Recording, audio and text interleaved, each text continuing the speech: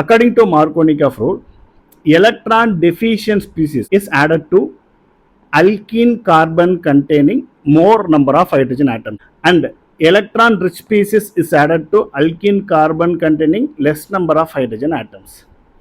இதில் ஒரு முக்கியமான விஷயம், there is a possibility for carbocation rearrangement, that is H plus addition ஆனோடனே ஒரு carbocation intermediate ஃபார்ம் ஆகும். அது லெஸ் ஸ்டேபிளாக இருந்தால் ரீஅரேஞ்ச்மெண்ட் நடக்கவும் சான்சஸ் உண்டு. இப்போ இந்த மாலிகுலில் ஃபர்ஸ்ட் ஸ்டெப்பில் H plus addition. So according to Markovnikov rule, H plus is added to carbon containing more number of hydrogen atoms. அப்போ இந்த ரைட் சைடு ஆட் ஆகுது.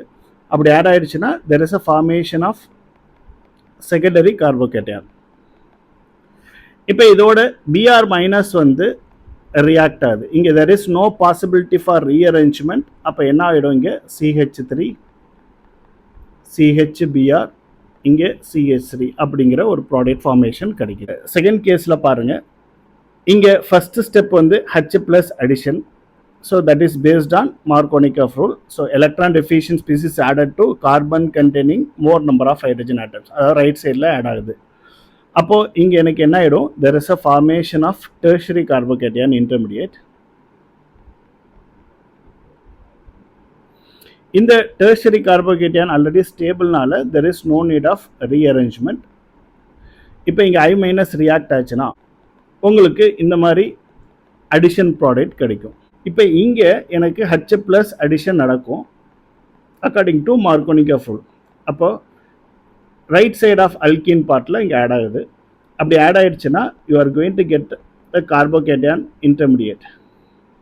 இப்போ இது ஒரு செகண்டரி கார்போகேட்டியான். அப்போ கார்போகேட்டியானில் டெர்ஷரி வந்து மோர் ஸ்டேபிள் இல்லையா? ஸோ அப்போ என்ன ஆகும்னா இந்த மெத்தில் குரூப் இங்கேருந்து இங்கே மைக்ரேஷன் நடக்கும். அப்போ மெத்தில் ஷிஃப்ட் நடந்தால் என்ன நடக்கும், உங்களுக்கு CH3C இங்கே பாசிட்டிவ் சார்ஜ் வந்துடும், CH3 இங்கே ஒரு CH மேலே ஒரு CH3, தென் ரைட் சைடில் ஒரு CH3.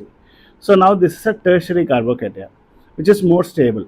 இப்போ இதோட தான் உங்களுக்கு யார் வந்து ரியாக்ட் ஆக போகிறாங்கன்னா I மைனஸ் ரியாக்ட் ஆக போகிறாங்க. அப்படி ரியாக்ட் ஆச்சுன்னா என்ன கிடைக்கும் உங்களுக்கு, CH3C CH3I இங்கே ஒரு CH CH3 CH3 இந்த மாதிரி ரீஅரேஞ்ச்மெண்ட் ப்ராடக்ட்டும் இங்கே கிடைக்கும்.